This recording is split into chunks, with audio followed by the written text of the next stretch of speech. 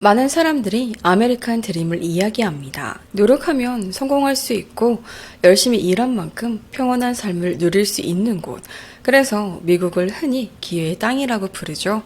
하지만 이런 이야기는 잘 하지 않습니다. 사람이 더 성공하고 더 많은 것을 가지게 될수록 그만큼 더 많은 시선이 그 사람을 바라보고 있다는 사실 말입니다.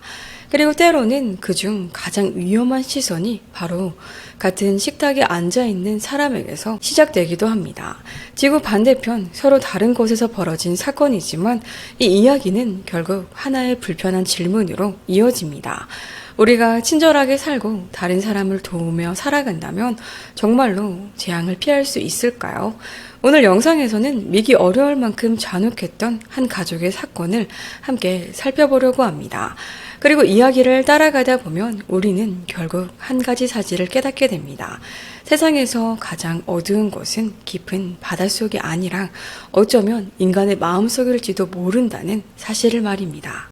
지구 반대편에서도 한 남자가 자신만의 아메리칸 드림을 이루며 살아가고 있었습니다. 그는 평생 동안 차근차근 자신의 삶을 쌓아 올렸고 마침내 안정된 삶을 손에 넣은 듯 보였죠. 하지만 그 모든 것을 한순간에 무너뜨릴 사람이 가장 가까운 사람, 그리고 단 한 번도 의심해 본 적 없는 사람일 것이라고는 그는 상상조차 하지 못했습니다. 이 이야기는 펜실베이니아주 노스웨일스라는 마을에서 시작됩니다. 이곳은 몽고메리 카운티에 위치한 조용하고 평화로운 지역으로 대도시 필라델피아에서 약 25마일 정도, 약 40km, 약 40분 정도 떨어진 곳에 있습니다. 노스웨일스는 이웃들이 서로 인사를 나누고 서로를 자연스럽게 돌보는 전형적인 미국 중산층 공동체입니다. 범죄율도 낮아서 아이들이 거리에서 자유롭게 뛰어놀 수 있는 곳이었죠. 높은 범죄율로 악명이 높았던 인근 필라델피아는 달리 분명히 대조되는 분위기의 마을이었어요. 채씨 가족 역시 이 그림 같은 공동체의 한 구성원이었습니다.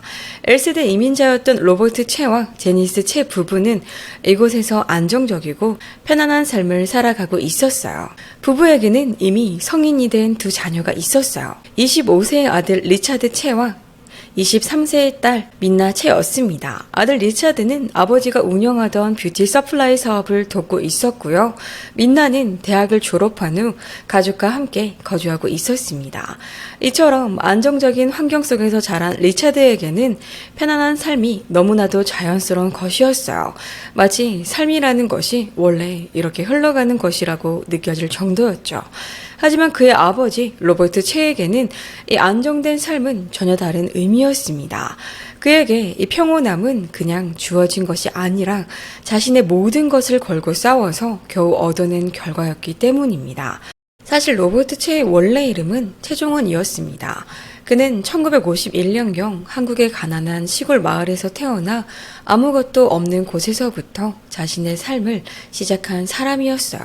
그의 어린 시절은 극심한 가난 속에서 흘러갔습니다. 밤이 되면 집에는 전기가 없었기 때문에 그는 어둠 속에서 더듬으며 생활해야 했어요. 매서운 겨울이 찾아오면 상황은 더 힘들어졌습니다. 어린 소년이었던 종원은 몸을 녹일 장작을 마련하기 위해 혼자 산에 올라 나무를 해야 했습니다. 어린 나이에 감당하기에는 너무나 고된 삶이었죠. 이처럼 힘든 환경 속에서 자라면서 그는 한 가지 결심을 하게 됩니다. 가난에서 벗어나 자신의 운명을 바꾸겠다는 결심이었죠. 결국 종원은 군에 입대했고 그 덕분에 마침내 평생을 보냈던 고향 마을을 떠날 수 있게 되었어요. 복무를 마친 뒤 그는 인생에서 가장 큰 결정을 내립니다. 손에 쥔 돈은 고작 몇백 달러 뿐이었지만 새로운 삶에 대한 뜨거운 열망 하나만을 품은 채 태평양을 건너 미국으로 향합니다. 처음 미국에 도착했을 때 그의 상황은 쉽지 않았어요. 영어를 전혀 하지 못했고 가진 것도 거의 없었어요. 정말 말 그대로 맨손으로 시작한 삶이었습니다. 하지만 그는 포기하지 않았습니다. 끈질긴 노력과 긴 시간의 인내 끝에 결국 그는 미국 시민권을 취득하게 됩니다. 그리고 그때부터 그는 미국식 이름인 로버트 채를 사용하기 시작했어요. 이후 그는 온화한 성격의 한국인 여성 제니스 채를 만나 결혼하게 되었고 두 사람은 함께 새로운 삶을 만들어가기 시작했습니다. 부부는 사업 감각이 뛰어난 사람들이었습니다. 특히 한 가지를 확신하고 있었어요. 여성의 아름다움에 대한 관심은 시대가 바뀌어도 사라지지 않는다는 것이었는데요. 그래서 화장품 산업은 쉽게 무너지지 않을 것이라고 믿었어요. 이 믿음을 바탕으로 두 사람은 화장품 가게를 열게 됩니다. 처음에는 가진 것이 거의 없는 상태에서 시작했지만 그들의 사업은 조금씩 그리고 꾸준히 성장하기 시작했습니다. 시간이 지나면서 가게는 점점 더 성공을 거두었습니다. 필라델피아 시내 중심가인 서버번 스테이션 안에 위치한 펜센터 뷰티 서플라이를 운영하게 되는데요. 이 업소는 당시 해당 지역에서 상당히 규모가 크고 성공적인 사업체로 알려져 있었어요. 최 씨는 단순히 물건을 파는 것을 넘어 고객들과 깊은 유대감을 쌓는 것으로 유명했다고 합니다. 그는 매일 새벽 5시 30분이면 어김없이 차를 몰고 도시로 들어가 가게 문을 열었습니다. 하루도 빠짐없이 그렇게 일을 했죠. 그런 성실함 때문이었을까요? 주변 사람들은 종종 이 사람이야말로 진짜 아메리칸 드림을 상징하는 인물이 아니겠느냐며 그를 칭찬하곤 했습니다. 이 사업은 매우 성공적이었고 덕분에 그들은 필라델피아 북쪽 몽고베리 카운티에 있는 펜실베이니아 노스웰스에 큰 집을 살 수 있을 만큼 안정된 삶을 이루게 됩니다. 이야기만 들으면 정말 전형적인 아메리칸 드림처럼 보입니다. 열심히 일하고 포기하지 않으면 가족을 위해 더 나은 미래를 만들어낼 수 있다는 이야기 말입니다. 하지만 2009년 1월 9일 새벽, 그들이 어렵게 쌓아올린 이 아름다운 꿈은 갑작스럽게 무너지고 말았습니다. 아직 바깥이 완전히 밝지 않은 이른 시간, 부부는 평소와 다름없이 가게 문을 열 준비를 하기 위해 일찍 일어났습니다. 로버트는 먼저 밖으로 나가 차에 시동을 걸어 엔진을 예열하고 있었고요. 추운 겨울이었기 때문에 차를 예열해야만 했죠. 제니스는 따뜻한 차고 안에 남아 신발을 신고 있었어요. 바로 그 너무나 평범한 순간 악몽 같은 일이 시작됩니다. 검은 옷을 입은 3명의 남자가 마치 그림자처럼 갑자기 차고 안으로 들이닥쳤습니다. 순식간에 새벽의 고요함이 산산이 깨져 버렸어요. 침입자들은 로버트를 차고 안으로 끌고 들어갑니다. 로버트는 왜 이러는 거냐고 저항했고 아내를 지키기 위해 맞서 싸우려 했습니다. 하지만 곧 무장한 3명의 남성들에게 심하게 구타당했고 바닥에 짓눌린 채 잔혹하게 제압당하고 말았어요. 그 사이 다른 2명의 침입자는 제니스를 집 안으로 끌고 들어갔습니다. 그녀는 위층으로 끌려갔고 침입자들은 침실에 있는 금고를 열도록 강요했습니다. 그들은 현금 2만 달러, 하나 2,700만 원, 금 장신구, 한국은행 계좌의 통장, 가족 도장을 훔쳤습니다. 그 사이 2층에 있던 2 자녀는 아직 깊은 잠에 빠져 있었어요. 23살의 딸 민나는 복도에서 어머니가 과호흡을 하며 숨을 헐떡이는 소리를 듣고 잠에서 깼습니다. 어머니를 확인하기 위해 방에서 나왔을 땐 침입자 중 한 명이 검은 무기를 그녀의 머리에 겨누었어요. 이후 그녀는 차고로 끌려가 무릎을 꿇게 되었고 심하게 다친 아버지 옆에 강제로 앉혀졌습니다. 얼마 지나지 않아 아들 리차드가 어딘가에서 들려오는 소음과 눈부신 빛에 놀라 잠에서 깼습니다. 손전등 불빛이 그의 얼굴을 정면으로 비추고 있었고 여러 개의 검은 물체가 그를 향하고 있었어요. 리차드는 심한 근시였기 때문에 안경이 없으면 앞이 거의 보이지 않는 상태였습니다. 그래서 그가 겨우 알아볼 수 있었던 것은 주변을 움직이는 키 큰 흐릿한 실루엣들, 그리고 일어나라고 소리치는 거친 목소리뿐이었습니다. 그는 곧 거칠게 끌려 아래층으로 내려가게 됩니다. 공포는 순식간에 가족 전체를 집어삼켰습니다. 남매는 곧 차갑고 어두운 지하실로 끌려갔고 그곳에서 손과 발이 단단히 묶였습니다. 어머니 제니스 역시 같은 지하실에 묶여 있었지만 아버지 로버트의 모습은 어디에도 보이지 않았습니다. 그때 지하실을 감시하고 있던 범인 한 명이 무언가를 확인해야 했는지 잠시 자리를 떠납니다. 그건 정말 생사가 갈리는 순간이었습니다. 민나는 즉시 그 기회를 놓치지 않았습니다. 순간적으로 어머니에게 신호를 보냈고 제니스는 곧바로 그 뜻을 알아차렸습니다. 그녀는 주어진 유일한 기회를 붙잡았어요. 온 힘을 다해 지하실의 뒷문으로 달려나가 살기 위해 필사적으로 도망치기 시작했습니다. 제니스의 탈출은 이 사건에서 매우 중요한 전환점이 되는데요. 그녀는 죽을 힘을 다해 이웃집까지 달려가 문을 미친 듯이 두드리며 도움을 요청했습니다. 그리고 곧바로 911에 신고했죠. 한편 침입자들은 누군가 도망쳤다는 사실을 알아차렸습니다. 그리고 경찰이 언제든 도착할 수 있다고 판단한 뒤 결국 서둘러 현장을 떠나 달아나 버렸습니다. 남자들이 모두 떠난 것을 확인한 뒤 리차드는 몸부림쳐 스스로 결박을 풀어냈습니다. 그리고 이어서 여동생 민나의 묶인 손과 발도 풀어주었어요. 리차드는 방금의 그 괴한들이 다시 돌아올지도 모른다고 생각했습니다. 그래서 서둘러 집 안에 문을 모두 잠갔어요. 하지만 그 순간 그는 차고에서 자신을 기다리고 있는 참혹한 장면이 무엇인지 전혀 알지 못했습니다. 그날 밤 몽고메리 카운티 경찰서의 조셉 맥기건 경관은 오후 7시부터 다음날 오전 7시까지 야간 근무를 하고 있었습니다. 그날 밤 앞선 11시간 동안은 특별한 사건 없이 조용히 흘러갔습니다. 그는 다음 근무조에게 순찰차를 인계하기 전에 기름을 넣으려 하고 있었어요. 그때 갑자기 무전기에서 경보가 울렸습니다. 무장강도 사건이 진행 중이라는 긴급 신고가 들어온 것이었어요. 조셉 맥기건 경관은 12년 경력의 베테랑 경찰이었습니다.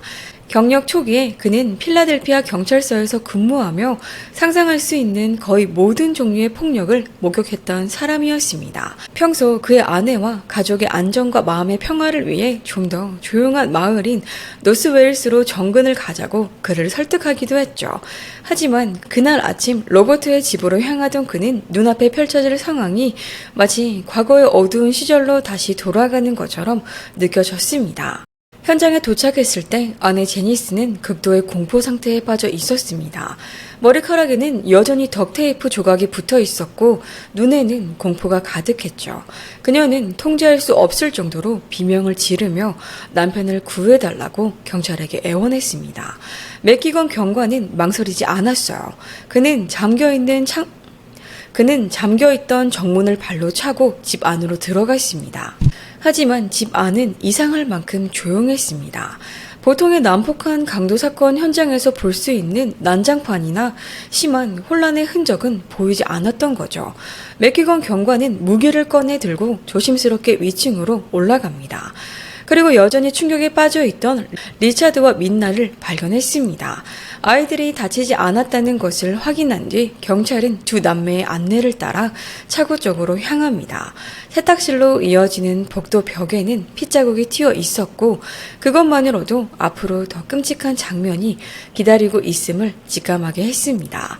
맥기건 경관이 차고 안으로 들어섰을 때 수많은 살인사건 현장을 경험했던 그조차도 등골이 서늘해지는 것을 느꼈습니다. 그곳에는 로버트 채, 한국 이름 최종원 씨가 차가운 콘크리트 바닥에 쓰러져 있었습니다. 그의 나이 58세였습니다. 그의 몸은 커다란 피 웅덩이 속에 웅크린 채 놓여 있었고 어떤 생명의 징후도 보이지 않았습니다. 두 손은 등 뒤로 묶여 있었고 다리 역시 단단히 결박된 상태였어요. 그러나 무엇보다도 가장 끔찍했던 것은 그의 머리였습니다. 범인들은 은색 산업용 덕테이프를 그의 머리 전체에 여러 겹 감아 놓았고 정수리 쪽 머리카락 일부만 겨우 드러나 있었습니다. 그 모습은 마치 미라처럼 보였어요. 시신 옆에는 피에 젖은 날카로운 흉기 한 자루도 발견되었습니다. 경찰은 즉시 현장을 통제했습니다.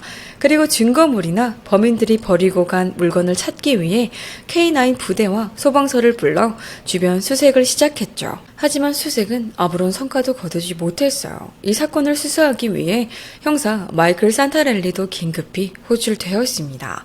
그는 살인사건 형사가 되기 전 범죄의 현장을 기록하는 포렌식 사진가로 일했던 사람이었어요.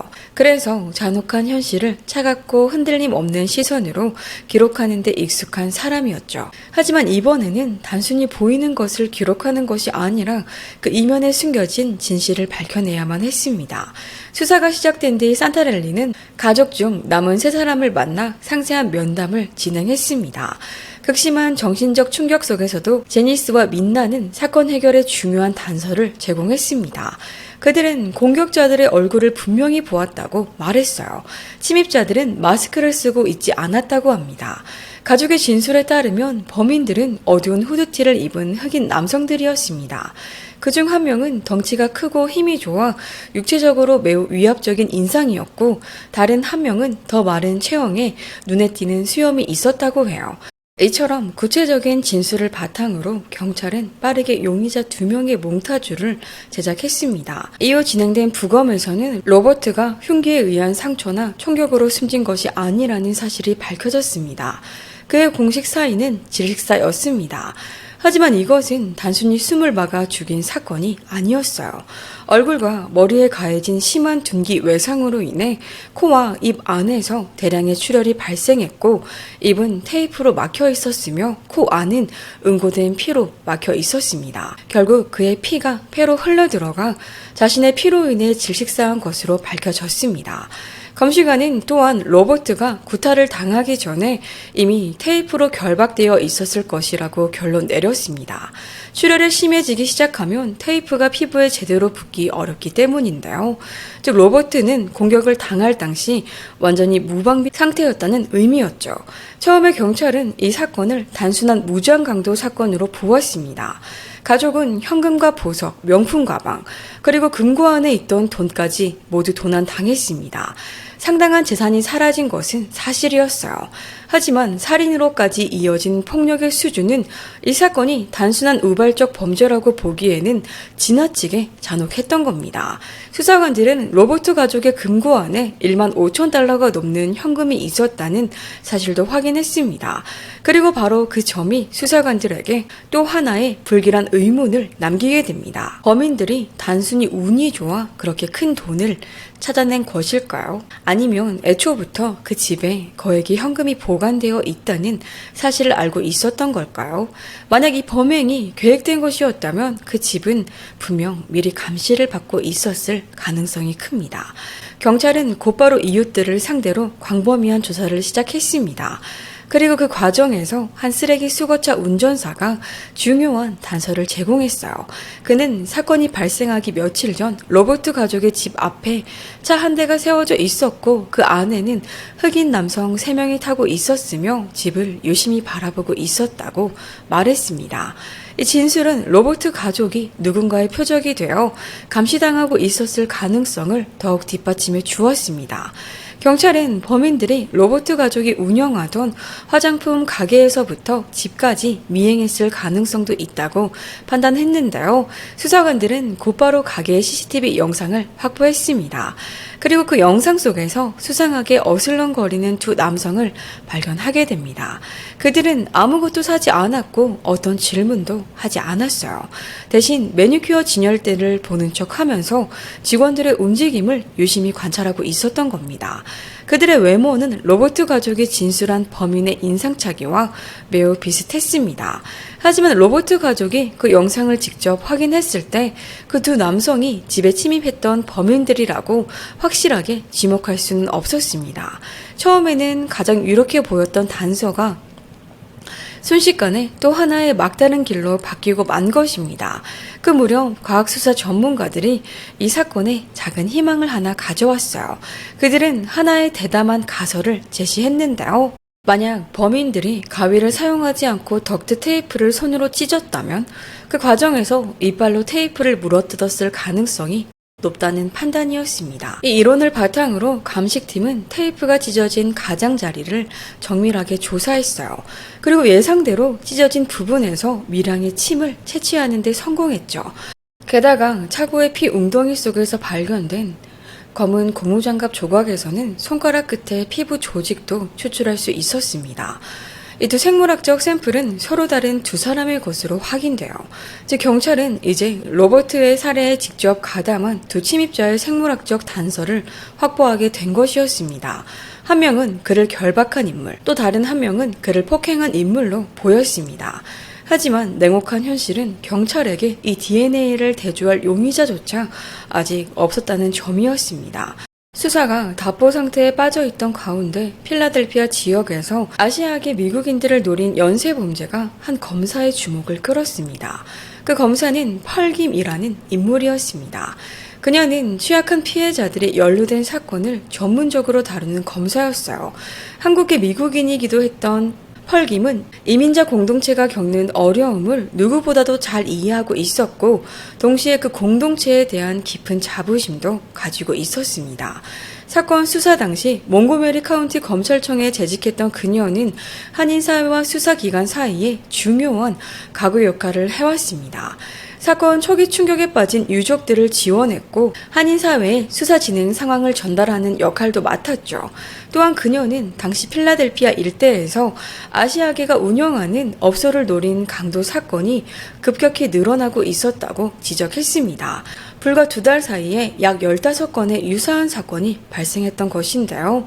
범죄 조직들은 흔히 아시아계 이민자들이 집에 현금을 많이 보관하고 있을 것이라며 언어 장벽이나 문화적인 이유 때문에 경찰에 신고하거나 수사에 협조할 가능성이 낮을 것이라는 고정관념에 의존하고 있었습니다. 이 범죄자들은 마치 사냥꾼처럼 행동했습니다.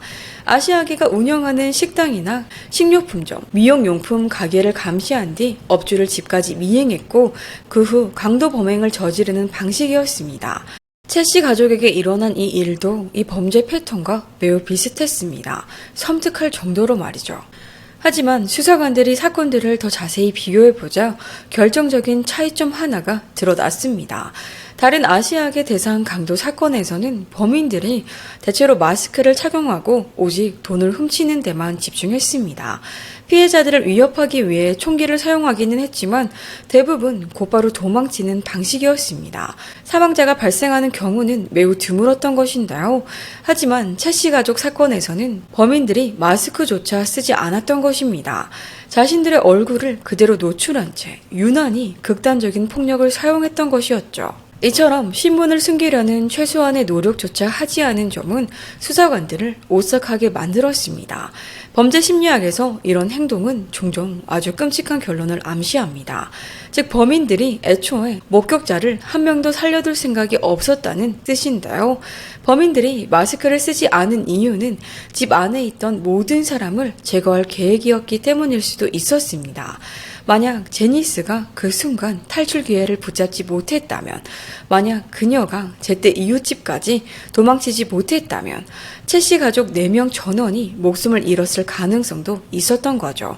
이 사실을 깨달은 경찰은 한층 더 긴장한 상태로 수사를 이어갔습니다. 살아남은 채씨 가족 3사람은 범인들의 얼굴을 봤기 때문에 입막음을 당할 위험에 처해 있을 가능성이 컸습니다. 그래서 경찰은 그들의 안전을 위해 채씨 가족을 24시간 보호 감시 아래 두었습니다. 수많은 단서가 막혀가던 가운데 한 수사관이 피해자들이 초기에 했던 말을 떠올렸어요. 범행 도중 침입자들은 여러 번 휴대전화로 통화를 했고 그중 한 명은 통화 중에 돈이 기대보다 너무 적다고 불평하기까지 했다는 것이었습니다. 이 말은 집 밖 어딘가에서 범행을 조율하거나 지원하는 공범이 있었을 가능성을 시사했죠. 경찰은 그 사건이 벌어진 시간대에 채씨 가족 집 주변의 모든 이동통신 기지국 기록을 확보했습니다. 이 작업은 엄청난 규모의 데이터 분석이었어요. 하지만 그 방대한 정보 속에서 수사관들은 범행 시간대에 서로 빈번하게 통신한 최소 3대의 휴대전화를 찾아냈습니다. 이 휴대전화들은 모두 추적을 피하기 위해 구입된 선불식 대포폰이었습니다. 따라서 소유자를 즉시 특정하는 것은 거의 불가능했어요. 하지만 경찰은 통화 네트워크 패턴을 분석했습니다. 그 결과 이 기기들 중 하나가 실명으로 등록된 휴대전화와 통신했다는 사실을 밝혀내게 됩니다. 그 번호의 주인은 안젤로 신, 한국 이름 신동훈이라는 25세의 한국계 미국인 남성이었습니다. 그는 경미한 마약 전과가 있었고 무엇보다도 가장 충격적인 사실은 그가 피해자 로버트 채의 조카라는 점이었어요. 이 사실은 너무나 충격적이었습니다. 한국 문화에서 가족의 유대는 매우 깊고 혈연은 신성하게 여겨지는 경우가 많습니다. 몇 해 전 안젤로의 부모가 미국에 없었을 때 로버트와 제니스는 그를 친아들처럼 보살피며 함께 지내기도 했습니다. 안젤로는 고등학교 시절 내내 채씨 가족과 함께 살았습니다. 그들은 그의 교육을 지원했고 생활 전반을 돌봐주었는데요. 리차드는 그를 진짜 형제처럼 대했어요. 두 사람은 함께 자라며 비밀 없이 거의 모든 것을 나누는 그런 사이였습니다. 하지만 이어진 사실은 더욱 소름 끼치는 것이었습니다. 수사관들이 더 깊이 파고들자 등골이 서늘해지는 사실이 드러났는데요. 안젤로의 행방을 확인하기 위해 산타렐리 형사는 리차드에게 전화를 걸어 사촌의 위치를 알고 있는지 물었습니다. 그리고 전화기 너머에서 돌아온 대답은 형사의 심장을 철렁 내려앉게 만들었죠. 리차드와 민나가 바로 그 순간 안젤로의 집에 있었던 겁니다. 살인사건 이후 안젤로는 먼저 걱정하는 척 다가와 집을 잃은 사촌들이 자신의 집에 머물 수 있게 해주겠다고 제안했던 거였죠. 즉 살아남은 채씨 가족은 그 시점에 자신들의 아버지 살해를 기획했을 가능성이 있는 남자와 같은 집에 살고 있었던 것입니다. 이 상황은 매우 위험했습니다. 안젤로는 피해자들을 가까운 거리에서 계속 감시하며 언제든 남은 목격자들을 위협하거나 제거할 수도 있는 위치에 있었습니다. 용의자를 자극하지 않으면서 피해자들의 안전을 확보해야 했던 산타렐리는 침착함을 유지해야 했습니다. 그는 리차드에게 그저 몇 가지 통상적인 질문에 답해달라는 듯한 태도로 안젤로를 경찰서로 데려오라고 조심스럽게 말했습니다. 리차드, 민나, 그리고 안젤로가 경찰서에 도착하자 경찰은 즉시 세 사람을 분리했습니다. 그리고 리차드와 민나가 완전히 안전한 환경에 있다는 것을 확인한 뒤에야 형사들은 진실을 밝혔는데요. 안젤로가 그들의 아버지 살해 사건에 연루된 용의자라는 사실이었습니다. 그 사실은 리차드와 민나에게 하늘이 무너지는 듯한 충격으로 다가왔습니다. 두 사람의 머릿속은 새하얘졌습니다. 어릴 때 함께 살았고 지금은 자신들을 도와주는 것처럼 보이던 그 사촌이 사실은 가족을 파괴한 장본인일 수도 있다는 사실을 도저히 받아들일 수 없었습니다. 신문실에서 안젤로는 처음에는 자신을 헌신적인 조카처럼 보이게 하려고 했습니다. 필요하다면 어떤 도움이라도 주겠다고 경찰에게 말했죠. 하지만 경찰이 특정 전화번호와 연결된 통화 기록을 제시하자 그의 거짓말은 점점 무너지기 시작했어요. 그럼에도 그 시점에서는 그를 살인 혐의로 기소하기에는 증거가 아직 충분하지 않았습니다. 하지만 경찰은 그를 그냥 들려보낼 생각이 전혀 없었어요. 경찰은 계산된 위험을 감수하고서라도 수사기관에 허위 정보를 제공한 혐의로 안젤로를 구금했습니다. 24시간 동안 구금된 상태에서 반박할 수 없는 통화 기록이라는 물증과 마주하자 안젤로의 심리적 방어는 완전히 무너지기 시작하죠. 상황을 더 이상 돌이킬 수 없다는 것을 깨닫자 조금이라도 선처를 기대하며 그는 결국 모든 것을 자백하기로 했습니다. 그리고 이 끔찍한 사건의 시작은 생각보다 단순한 곳에서 출발했습니다. 안젤로가 친구들에게 삼촌의 집은 부유하고 가족 금고에는 항상 큰돈 10만 달러 이상이 들어있다고 자랑처럼 떠벌리기 시작하면서 모든 일이 시작된 것이었습니다. 안젤로가 어울리던 친구들 가운데에는 한 명이 필라델피아 출신의 조세 페이지가 있었습니다. 그의 별명은 트리맨이었습니다. 그는 주변 사람들에게 자신이 주택 침입 범죄에 능하다며 떠벌리고 다니던 인물이었습니다. 그리고 바로 그 이야기를 듣는 순간 어떤 탐욕의 씨앗이 심어지기 시작했던 거였죠. 그는 주변 사람들에게 자신이 주택 침입 범죄에 능하다며 떠벌리고 다니던 인물이었습니다. 그리고 바로 그 이야기를 듣는 순간 어떤 탐욕의 씨앗이 심어지기 시작했죠. 두 사람은 곧 서로 뜻을 맞추었고 안젤로의 친척을 노린 강도 계획을 세우기 시작했습니다. 안젤로는 채씨 가족에 대해 자신이 알고 있는 모든 것을 털어놓습니다. 그들의 일상적인 생활 패턴, 어떤 차를 타는지, 언제 집을 비우는지까지 말했습니다. 집의 정확한 위치 등 가족들의 정확한 출근 시간, 그리고 무엇보다도 결정적인 것은 그가 집 안 구조를 직접 그려주었다는 점이었습니다. 심지어 금고가 있는 정확한 위치까지도 표시해 주었습니다. 그는 범행 계획을 논의하는 자리에도 참석했고 공범들이 준비해 둔 총, 칼, 그리고 강력한 덕테이프까지 직접 보았습니다. 안젤로는 나중에 자신은 누구도 다치게 할 생각이 없었고 단지 돈만 훔치려 했다고 주장했습니다. 하지만 그런 치명적인 무기들을 직접 본 순간 그는 이미 이 범죄가 얼마나 위험한 일인지 그리고 어떤 결과로 이어질 수 있는지 충분히 알고 있었을 겁니다. 그럼에도 불구하고 그는 아무 말도 하지 않았고 그 일이 실제로 벌어지도록 그저 지켜보기만 했습니다. 범행에 가담한 사람들은 모두 7명이었는데요. 내부 정보를 제공한 안젤로 외에도 조셉 페이지는 아마타티 레이섬 댐과 칼의 피치를 끌어들여 실제 주택 침입을 실행하도록 했습니다. 나머지 3명은 도주 차량을 운전하거나 망을 보는 역할을 맡았습니다. 범행이 끝난 뒤 안젤로는 삼촌이 목숨을 잃었다는 사실을 알고 조셉 페이지에게 왜 일이 그렇게까지 번졌는지 따져 물었습니다.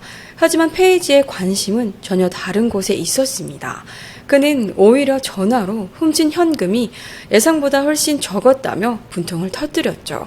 안젤로가 계속 따져 묻자 페이지는 차갑게 이렇게 말했습니다. 난 해야 할 일을 했을 뿐이야. 결국 죄 없는 한 사람의 목숨과 맞바꾼 돈은 7명의 범죄자에게 나뉘어 돌아갔습니다. 그리고 가족을 배신한 안젤로에게 돌아간 몫은 고작 $2,000, 하나 270만 원이었습니다.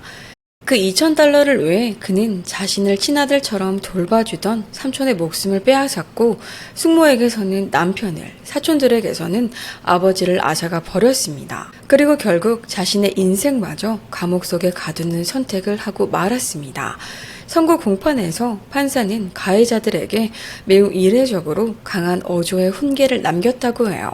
당신들은 단지 돈 몇 푼을 위해 평생을 성실하게 살아온 한 인간의 삶과 그 가족의 영혼을 파괴했다고. 특히 조카인 당신의 행위는 인간의 도리를 저버린 최악의 범죄라고 말했죠. 안젤로의 자백을 확보한 경찰은 즉시 나머지 용의자들에 대한 체포 영장을 발부했습니다. 이때 과학 수사는 결정적인 역할을 했습니다.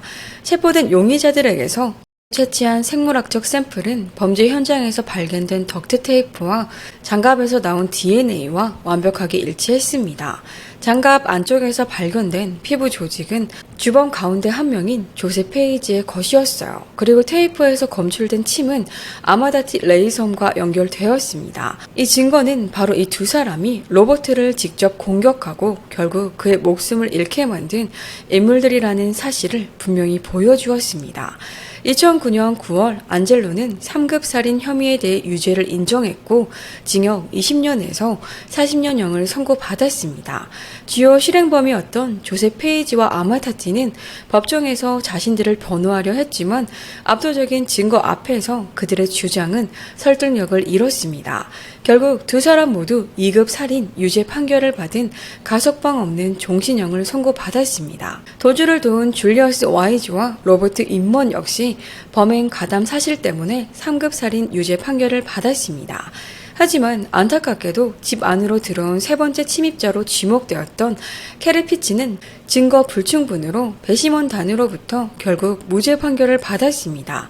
그를 범죄 현장과 직접 연결할 생물학적 증거가 발견되지 않았고 극심한 충격 상태에 있었던 피해자 가족도 법정에서 그를 확실하게 지목하지 못했기 때문인데요. 대부분의 가해자들이 법의 심판을 받았지만 채씨 가족이 입은 상처는 결코 완전히 아물지 않을 것입니다. 아버지의 장례식에서 리차드는 한때 가족이었지만 이제는 살인자가 되어버린 사람을 바라보았습니다. 그의 마음속 혼란과 분노는 도저히 말로 설명하기 어려운 것이었습니다. 지금도 그는 사촌의 행동을 이해할 이유를 찾으려 애쓰고 있는데요. 안젤로가 잘못된 사람들과 어울렸고 나쁜 환경에 의해 망가졌다고 믿으려 합니다. 먹을 가까이 하면 검어지고 빛을 가까이 하면 빛난다는 말이 있습니다. 이 오래된 말은 그의 삶에서 가장 고통스러운 방식으로 현실이 되고야 말았습니다. 이 사건이 우리에게서 남긴 교훈은 단 하나일지도 모릅니다. 가장 위험한 적이 항상 바깥에서 오는 것은 아니라는 사실입니다. 때로는 매일 같은 식탁에 앉아 있던 사람, 가장 가까이에 있다고 믿었던 사람이 예상하지 못한 위협이 되기도 합니다. 우리가 친절하게 살아간다고 해서 항상 친절한 사람들만 만나게 되는 것은 아닐 겁니다. 하지만 그렇다고 해서 타인을 믿는 일을 완전히 멈춰야 한다는 뜻도 아니겠지요. 어쩌면 이 이야기가 우리에게 말해주는 것은 사람을 조금 더 깊이 이해하고 조금 더 분명하게 바라보는 법을 배워야 한다는 것일지도 모릅니다. 여러분은 이 사건을 어떻게 생각하시나요? 댓글로 여러분의 생각을 들려주세요. 그리고 이런 미제 사건 이야기가 더 궁금하다면 구독과 좋아요도 잊지 말아주세요.